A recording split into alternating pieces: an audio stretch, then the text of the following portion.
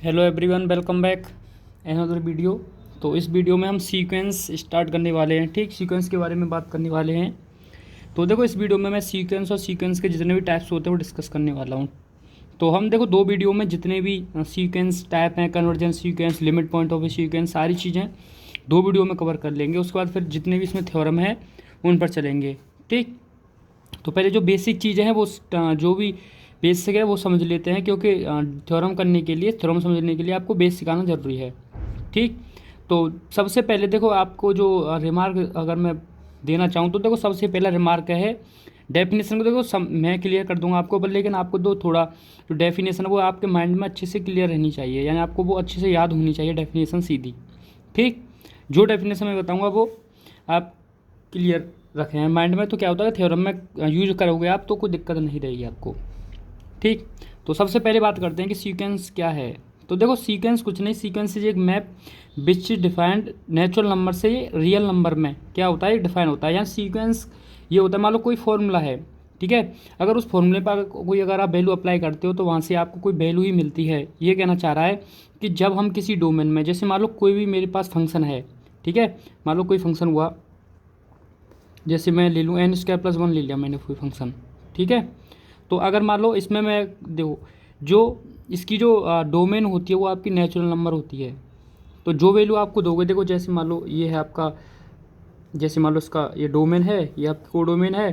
तो डोमेन में मान लो मैं नेचुरल नंबर ये ले रहा हूँ 1 2 3 4 ऐसे डॉट डॉट डॉट। ठीक, और इसकी जो को डोमेन होगी वो होगी आपकी रियल नंबर। क्या होगी, रियल नंबर। तो ये चीज़ आपके लिए रखना, इसकी जो डोमेन होती है वो नेचुरल नंबर होती है और रियल नंबर होती है। इसका मतलब ये natural number to real number में एक मैप, इसका जो मैप होता है वो क्या होता है कि नेचुरल नंबर से रियल नंबर में। सिंपली कुछ नहीं होता, देखो नेचुरल नंबर की आप वैल्यू इसमें देते जाओ। अगर आप वैल्यू रखोगे 1 तो ये कितना आ जाएगा 2, इसका मतलब रियल नंबर की ये दूसरी वैल्यू पर ये मैप बनेगा इसका 1 का। ऐसे ही आप वैल्यू रखते जाओगे, आपको ये वैल्यू मिलती जाएंगी। तो इसका मतलब क्या करता है, एक फॉर्मूले पर काम करता है आपका सीक्वेंस, जो सभी पर अप्लाई होता है। देखो यहाँ पर आप जो भी वैल्यू रखोगे, 2 रखोगे, 3 रखोगे, ठीक है, तो क्या होगा, सबके लिए वही 3 का रखोगे तो 3 के लिए वैल्यू आएगी, इसका मतलब सबके लिए अप्लाई होगा। ठीक, और जो एक फॉर्मूले पर काम करता है, जिसका मैप जो होता है वो आपका natural number to real number होता है, तो वही होता है आपका एक सीक्वेंस होता है। ठीक है, तो आप समझ देख सकते हो यहाँ से कि एक sequence is a map which is defined as natural number to real number. और हम आगे क्लियर करेंगे सारी चीज़ें। ठीक, एच देखो, an=an है for all n belongs to natural number.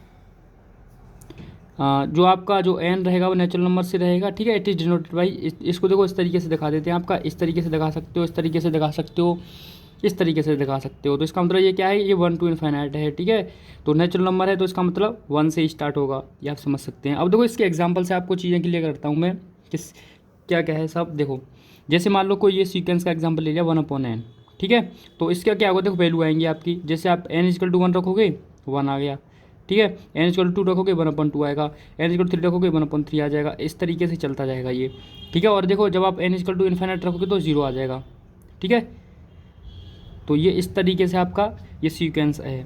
ठीक है, तो सिंपली आप समझ रहे होंगे कि इसका जो डोमेन होगा वो नेचुरल नंबर होगा, और जो वैल्यू हमको मिलेंगी, जो आउटपुट समझ रहे, एक आउटपुट जो होता है वो क्या होगा, आपका रियल नंबर होगा, कोड डोमेन। ठीक, जैसे आप n=1 रखोगे तो यहाँ पर इस तरीके से आपका सीक्वेंस आएगा। देखो क्या तो आप समझ रहे होंगे यहाँ पर, देखो टर्मों का एक सीक्वेंस आ रहा है। टर्म जैसे अगर जो सबके लिए अप्लाई हो रहा है, जो भी मैं वैल्यू दे रहा हूँ सबके फॉर्मूले पर काम कर रहा है, तो वही एक सीक्वेंस होता है।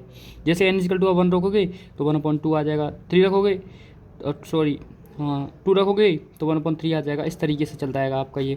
ठीक है, वो -n² हुआ, 1 + -1n हुआ, इस तरीके से आप देख सकते हो एग्जांपल, ये भी जितने भी एग्जांपल हैं। ठीक है, तो इन एग्जांपल का काम जब आएगा, जब आपको मैं बताऊंगा कि बाउंडेड अबव सीक्वेंस क्या होता है, बाउंडेड बिलो क्या सीक्वेंस होता है। आप सीक्वेंस बस इतना समझ लीजिए कि इस तरीके का मैप होता है जो natural number to real number में काम करता है, जो नेचुरल नंबर से रियल नंबर में चलेगा। ठीक, अब देखो समझते हैं रेंज ऑफ द सीक्वेंस, या सीक्वेंस की रेंज क्या होती है ये हम समझ लेते हैं। तो ये आपकी देखो रेंज ऑफ द सीक्वेंस है।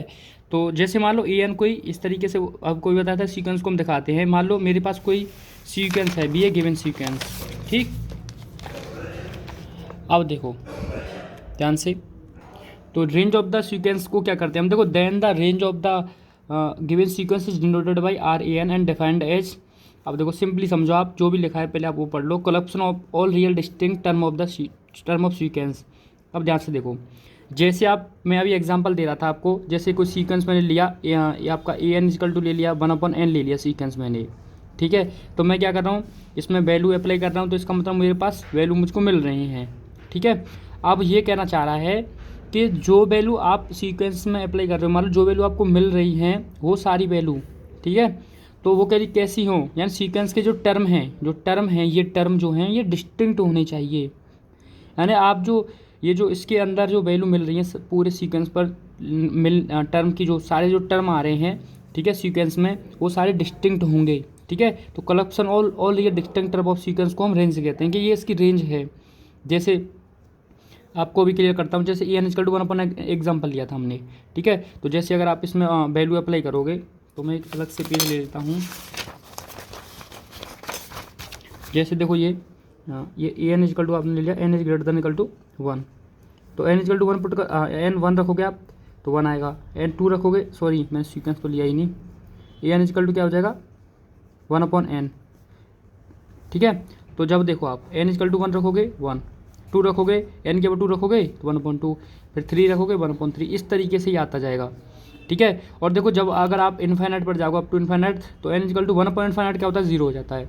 तो इसका मतलब आपको ये दिख रहा होगा कि ये जो हैं इसमें जो सारी जो वैल्यू आ रही हैं वो क्या आ रही है, डिस्टिंक्ट आ रही हैं। डिस्टिंक्ट का मतलब डिफरेंट वैल्यू हो सारी, ठीक है।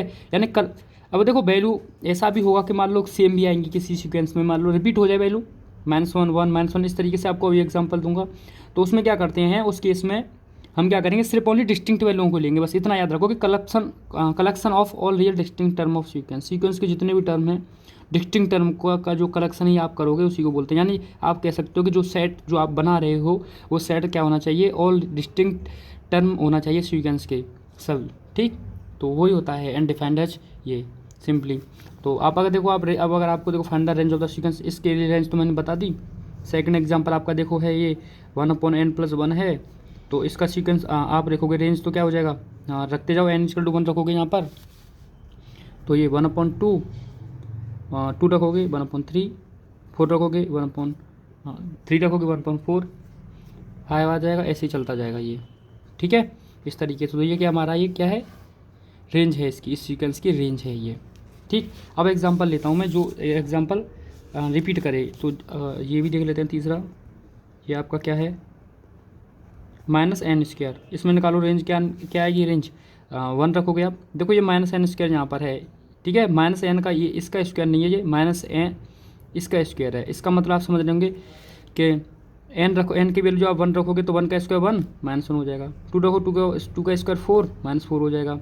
ये ऐसे नहीं है, कहीं ऐसा समझो आपके 1 -1 का स्क्वायर करोगे तो ये प्लस का 1 हो जाएगा, नहीं, ये -1 ये सॉरी -n², इस तरीके से है, ठीक है।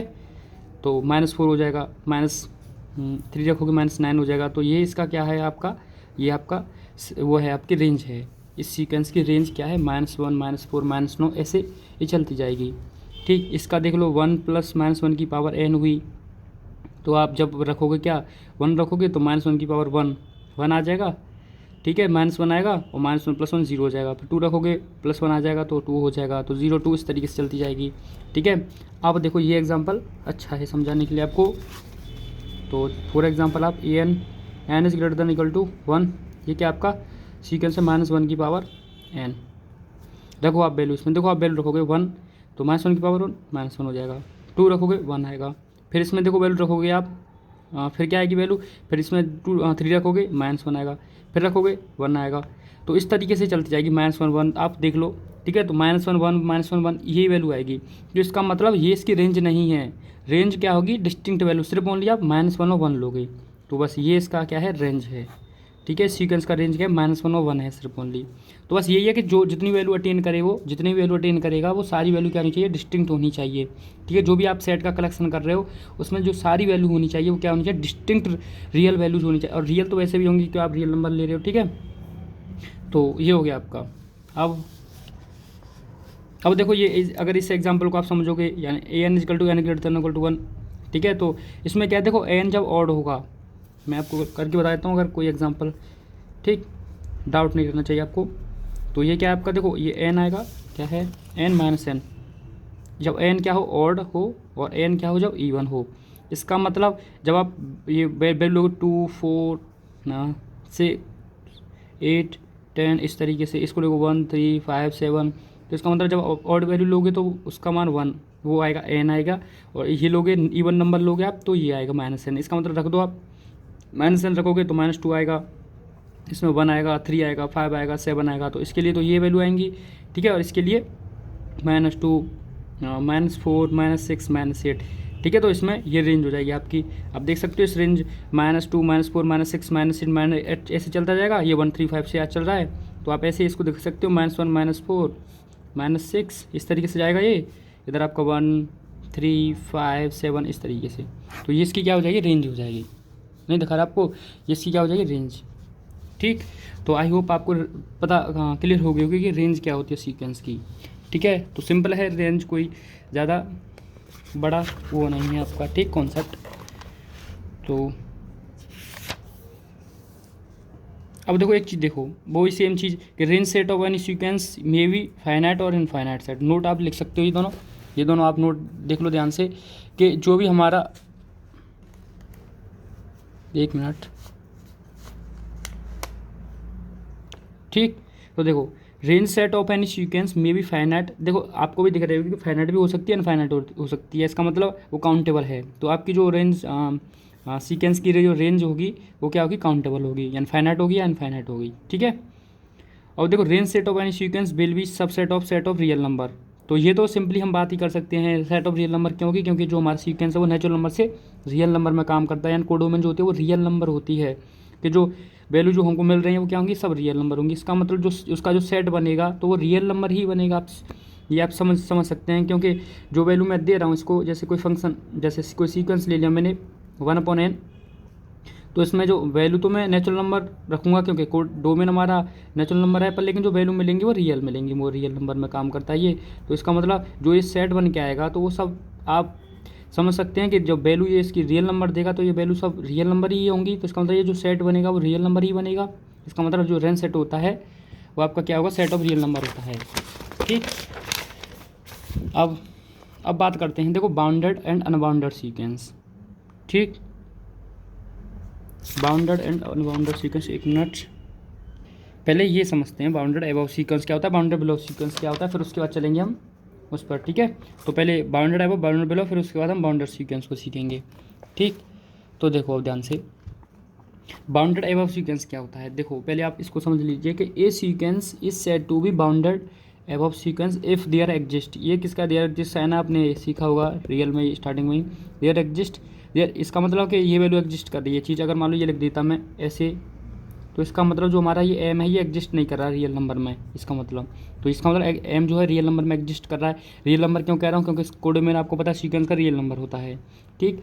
तो जो एम है वो रियल नंबर में एग्जिस्ट करेगा, इस तरीके से करेगा कि आप समझ सकते हो जो सीक्वेंस है उस सीक्वेंस का सबसे बड़ा जो मान लो उसका जो आपकी जो टर्म होगा ना उसका सीक्वेंस के अंदर जो भी, वो आपका क्या होगा, कैपिटल एम को दिखाया गया आपका बाउंडेड एबव को दिखाने के लिए। इसका मतलब जो एम है वो सीक्वेंस का सबसे बड़ा जो टर्म होगा उस सीक्वेंस के अंदर, ठीक है। तो उसी को हम बोलते हैं बाउंडेड एबव सीक्वेंस।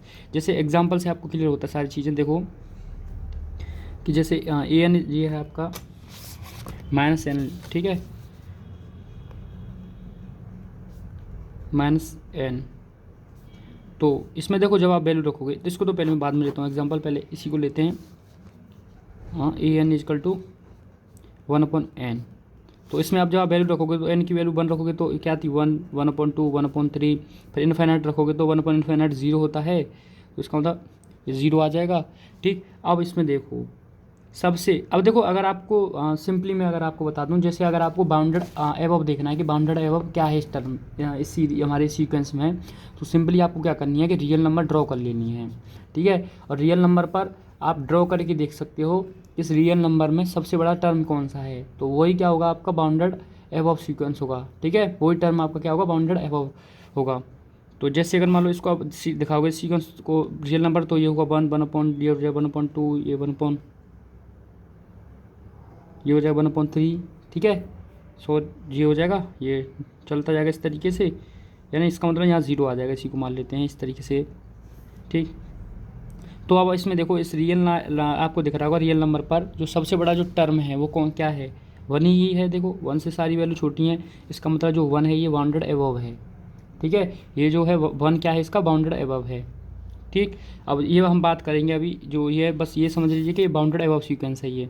ठीक, तो इसका जो सबसे बड़ा टर्म क्या हो गया आपका, वन हो गया। अब जैसे मान लो और एग्जांपल मैं लेता हूँ, जैसे ये ले लेते हैं minus n square plus one. तो minus n square plus one के लिए आप वैल्यू देख सकते हो, तो निकालो आप रेंज, उसी से आप पता कर पाओगे ना। तो देखो minus n square plus one है, तो आप रखो एन इक्वल टू वन रखोगे तो 0, 2 रखोगे तो ये हो जाएगा कितना, तो इसका स्क्वायर हो जाएगा आपका 4, -4 हो जाएगा। फिर 3 रखोगे तो -9, फिर ऐसे ही चलता जाएगा। इसका मतलब नेगेटिव ही आएगी आपको, अरे सॉरी -4 + 1 है तो -3 हो जाएगा ना। इसमें 3 रखोगे -9 + 8 -8 हो जाएगा। फिर आप जैसे 4 रखोगे -16 + 1 यानी -15 हो जाएगा। इस तरीके से चलता जाएगा ये वैल्यू। तो आपको दिख रही है कि नेगेटिव इनफाइनाइट रख के देख सकते हो आप वैसे भी। ठीक है, तो नहीं आपको तो क्लियर दिख रहा है कि नेगेटिव की तरफ टेंड कर रहा है। इसका मतलब ये सारी वैल्यू जा रही है नेगेटिव की तरफ जा रही है। तो इसमें अगर आप देखोगे यहाँ पर, अगर आप दिख रहा होगा आपको, रियल नंबर पर ड्रॉ कर सकते, चेक कर सकते हो आप। रियल नंबर पर चेक करोगे तब भी आपको दिख जाएगा कि यहाँ 0 होगा, यहाँ पर -3 होगा, -8 होगा, इस तरीके से जाएगा ये। तो इसमें जो सबसे बड़े जो वैल्यू है क्या है, देखो 0 है। इसका मतलब ये क्या, बाउंडेड एबव सीक्वेंस है। ठीक है, तो आप बस इतना समझो पहले कि बाउंडेड एबव सीक्वेंस क्या है। ठीक, तो अब देखो -n हुआ। अब जब आप n की वैल्यू रखोगे इस तरीके से -1 ये, तो इसमें रखोगे तो ये एग्जांपल से समझो। तो इसमें क्या आता है, -1 और 1 आता है सिर्फ ओनली, क्योंकि रिपीट होता है ना आपका। देखो n 1 रखोगे -1 आएगा, 2 रखोगे तो सॉरी ये रिपीट वाला का ये नहीं है ना। ये हो जाएगा आपका, ये हो जाएगा -1, फिर आप 2 रखोगे -2 -3 -4, इस तरीके से चलता जाएगा। इसका मतलब -5 -6 यानी ये माइनस इन्फिनिटी की तरफ टेंड करेगा। इसका मतलब इसका जो सबसे बड़ा टर्म क्या है आपका, देखो -1 है। इसका मतलब ये क्या, बाउंडेड एबव सीक्वेंस है। क्या है, बाउंडेड एबव सीक्वेंस है। ठीक है, तो ये sequence is said to be bounded. ये एक और एग्जांपल मैं देता हूँ इसको पढ़ने से पहले।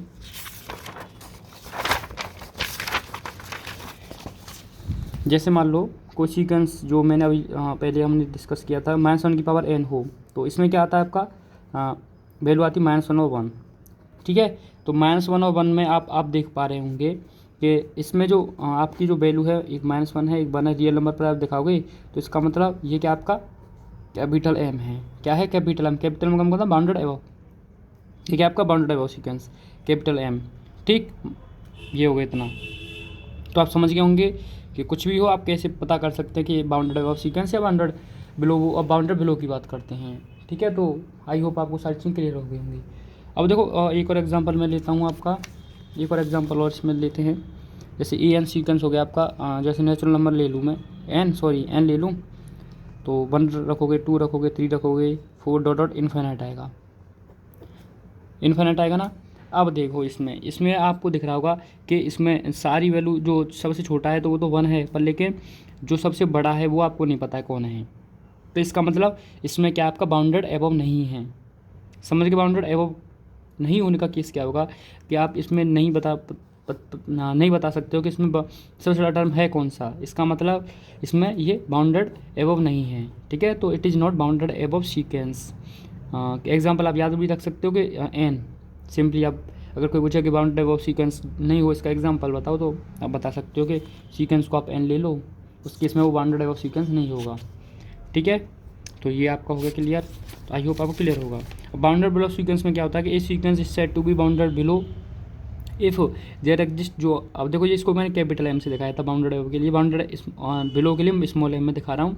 तो रियल नंबर से बिलोंग करेगा किस तरीके से कि ये जो सीक्वेंस है उसका सबसे छोटा टर्म होगा। ये दिख रहा है ना आपको, सीक्वेंस का सबसे छोटा स्मॉल m, तो और सबसे बड़े होंगे। इसका मतलब सबसे छोटा जो है वो क्या दिखाएगा, बाउंडेड बिलो को दिखाएगा आपका।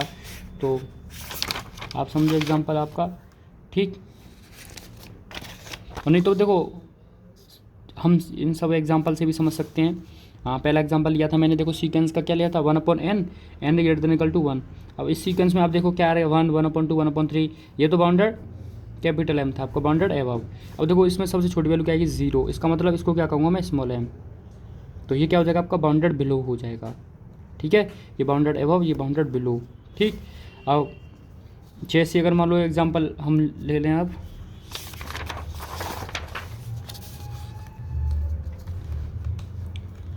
एक मिनट, ये है आपका, देखो जैसे a n is equal to 1+n, ये है। अब इसका वैल्यू निकालो आप, क्या आएगा सीक्वेंस, हाँ 1 रखोगे 2, फिर 3, इस तरीके से ना 2 रखोगे 3, 3 रखोगे 4, डॉट डॉट डॉट, इस तरीके से 1 इनफाइनाइट तक ही जाएगा। ठीक, अब इसमें बताओ कि सबसे छोटा, मैंने क्या बताया था, रियल नंबर पर आप देख सकते हो, रियल नंबर के अकॉर्डिंग 2 3 4 रियल नंबर पर अगर आप दिखा दो आपको पता चल जाएगा। तो 2 क्या आपका ये बाउंडेड बिलो है, ठीक है, इसमें 2। अब देखो ध्यान से, एन स्क्वायर की बात करोगे तो एन स्क्वायर के अकॉर्डिंग रखो 1 का स्क्वायर 1, 2 का स्क्वायर 4, 3 का स्क्वायर 9, फिर आपका आ जाएगा 16, इस तरीके से जाएगा। इसका मतलब इसका बाउंडेड बिलो क्या है, 1 है। एन स्क्वायर प्लस 1/2 का क्या है, 1 रखोगे तो 1 का स्क्वायर 1, ये क्या हो जाएगा 2/2 1 आ जाएगा। 2 रखोगे 2 की पावर 4, 5/2 आ जाएगा। तो इस तरीके से आएगा, तो इसमें जो बाउंडेड बिलो होगा वो क्या होगा, 1 होगा। ठीक है, तो आई होप आपको ये क्लियर होगा। अब एक केस लेते हैं हम, जो एग्जाम्पल मैं आपको बता देता हूँ, -n ये है। अब आप इसमें रखो वैल्यू, देखो -1, फिर रखोगे 2 तो -2, -3, -4, -5 डॉट डॉट इनफाइनाइट तक जाएगा, ∞ तक। इसका मतलब अब आप इसमें देख पा रहे होंगे कि जो -1 है वो सबसे बड़ा है और सब छोटे हैं, -2 भी छोटा है, -3 भी छोटा है, -4 भी छोटा है। इसका मतलब इसमें बाउंडेड बिलो नहीं है, बाउंडेड एबव है, क्योंकि ये तो सबसे बड़ा है ना, और सब छोटे हैं, और जो सबसे छोटा है वो हमको नहीं मिल रहा है। तो इसका मतलब इसमें ये क्या, ये कौन सा सीक्वेंस है, ये बाउंडेड एबव सीक्वेंस है, बाउंडेड बिलो नहीं है। और एक एग्जांपल मैंने पहले आपको दिया था जिसमें बाउंडेड एबव नहीं था, बाउंडेड बिलो था। ठीक, तो ये 2 एग्जांपल आप देख सकते हो जिसमें बाउंडेड बिलो नहीं है, बाउंडेड एबव है। ठीक, अब आप समझ गए कि बाउंडेड बिलो और बाउंडेड एबव क्या है। अब समझो बाउंडेड सीक्वेंस क्या होता है।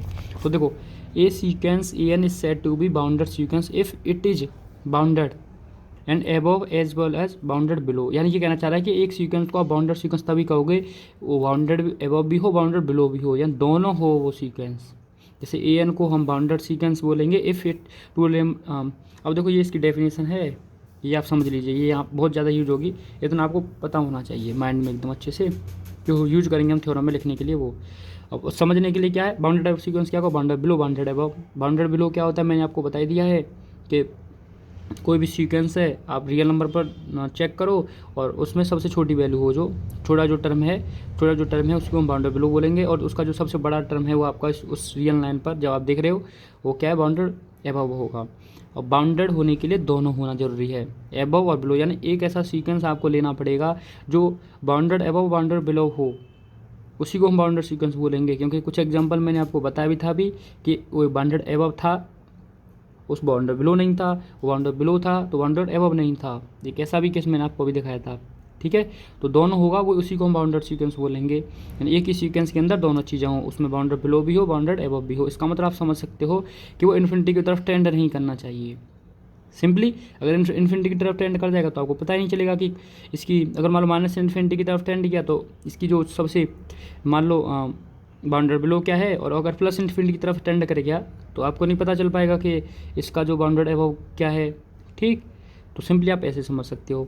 या आप देखो, अब इसको समझो, a n is a bounded sequence, a n एक बाउंडेड सीक्वेंस होगा if a n is a bounded sequence if 2 real number capital M and small m. Real number क्यों कह रहा हूँ, समझ रहे हो ना, क्योंकि जो वैल्यू देता है वो कोडेमन क्या होता है, रियल नंबर होता है। Capital M and small M such that कि जो हमारा जो सीक्वेंस है, देखो दोनों डेफिनेशन से निकाल दिया मैंने, आपको भी बताया था ना कि a n less capital M ये होना चाहिए बाउंडेड एबव से, और जो ए एन है वो, और ये जो है ए एन का जो स्मॉल एम है वो सबसे छोटा होना चाहिए, ये बाउंडेड बिलो में था।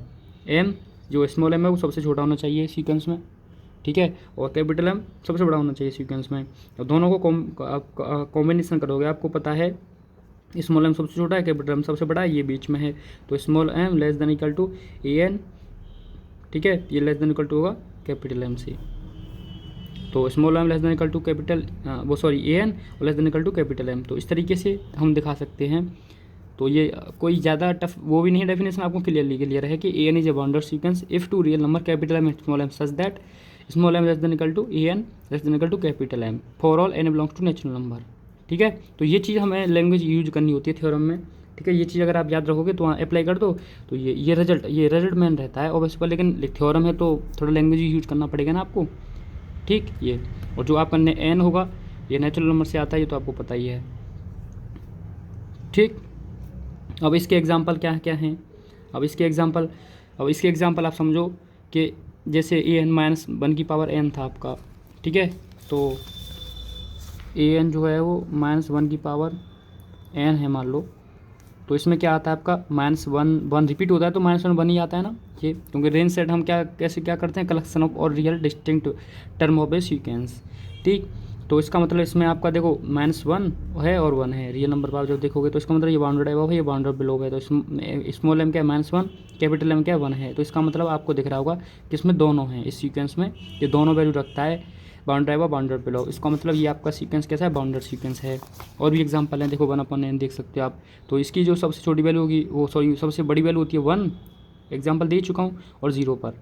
ठीक है, तो ऐसे इसका आप देख सकते हो, तो सिंपली आसान है चीज़ें। अब एग्जांपल मैंने आपके सामने लिख ही दिया है कि n इवन हो तो ये, ऑड हो तो -n हो जाएगा। ठीक है, तो देखो ये अगर आपको सीक्वेंस दिख रहा होगा ये अनबाउंडेड सीक्वेंस है। ठीक है, अब देखो अनबाउंडेड सीक्वेंस इसी को बोला जाता है कि मान लो जब आप n की वैल्यू इवन रखोगे, ध्यान से समझना है, इसमें आपको दिख रहा है क्या, हाँ, n की वैल्यू जो इवन लोगे, इवन का मतलब 2 4 6 8, तो ये 2 4 6 8 आएगा, इन्फिनिटी तक जाएगा। और इधर से आप जब ऑड लोगे तो -1 -3 -5 इन्फिनिटी तक जाएगा। इसका मतलब ये अनबाउंडेड का मतलब ये है, देखो ये इधर प्लस इन्फिनिटी की तरफ टेंड कर रहा है और इधर ये माइनस इन्फिनिटी की टेंड कर रहा है। इसका मतलब ये कहीं से भी बाउंडेड नहीं। बाउंडेड का मतलब समझ रहे हैं ना आप, जैसे कोई भी चीज़ बाउंडेड कब होगी, उसको हम यानी उसको मान लो किसी भी चीज़ को बंद कर दिया जाए उस तरीके से वो बाउंडेड हुई ना। ठीक, तो आप समझ रहे होंगे बाउंडेड और अनबाउंडेड। वैसे भी मीनिंग आप समझ रहे होंगे कि बाउंडेड का मतलब बाउंड कर देना किसी चीज़ को, रोकना, ये चीज़। ठीक, तो ये क्या है, प्लस इन्फिनिटी की तरफ जाएगी, माइनस इन्फिनिटी, तो ये एग्जांपल आपका अनबाउंडेड का है वैसे। ठीक है, ये आप ये मत समझना कि बाउंडेड में दिया है ये, और ये आपके बाउंडेड के सीक्वेंस हैं, तीनों एग्जाम्पल। ठीक है, अगर आपको कोई दिक्कत हो कमेंट कर देना, किसी एग्जाम्पल समझने में कोई दिक्कत हो तो कोई दिक्कत नहीं है। ठीक, ये आपका हो जाएगा। अब देखो इक्वल सीक्वेंस है, आपका इतना काम का है नहीं, वैसे आप समझ सकते हो 2 सीक्वेंस an और bn is set to equal sequence जब दोनों सीक्वेंस की वैल्यू सेम हो। जैसे कोई सीक्वेंस आपका an है, जैसे 1 + 1 2 3 ऐसे आ रहा है एक an, दूसरा भी सीक्वेंस 1 2 3 इस तरीके से हो, तो दोनों सीक्वेंस क्या हो जाएंगे, सीक्वेंस हो जाएंगे, इक्वल सीक्वेंस हो जाएंगे, दोनों सीक्वेंस सेम होना चाहिए। ठीक, ये अब देखो एक और कांस्टेंट सीक्वेंस और इसमें इस कर लेते हैं। ये कांस्टेंट सीक्वेंस क्या होता है, तो कांस्टेंट सीक्वेंस देखो सिंपली होता है इससे टू कांस्टेंट सीक्वेंस इफ़ जो सीक्वेंस है आप कुछ भी वैल्यू दो, सीक्वेंस के अंदर सिर्फ ओनली एक वो सिंगलटन से सेट होना चाहिए, सिंगलटन सेट होना चाहिए। यानी सीक्वेंस जो वैल्यू दे, रेंज जो आए, वो रेंज सेट क्या होना चाहिए, सिंगलटन होना चाहिए, सिंगलटन सेट। जैसे an = आप ले लिया 1, तो अब क्या है, कुछ ही वैल्यू दे दो कोई फ़र्क नहीं पड़ता, 1 ही रहेगा। ठीक है, तो इसी को हम बोलते हैं कांस्टेंट सेट। ठीक, तो ये आपका ये जितना भी कांस्टेंट, ये सारी चीज़ें हम डिस्कस कर चुके हैं। अब नेक्स्ट वीडियो में कन्वर्जेंट, डाइवर्जेंट और ऑसिलेटरी सीक्वेंस और लिमिट ऑफ ए पॉइंट, वो चीज़ें हैं। ठीक है, उसके बाद थ्योरम पर हम चलेंगे। बस एक वीडियो लगेगा बेसिक कवर करने में। मिलते हैं आपसे नेक्स्ट वीडियो में। Thank you.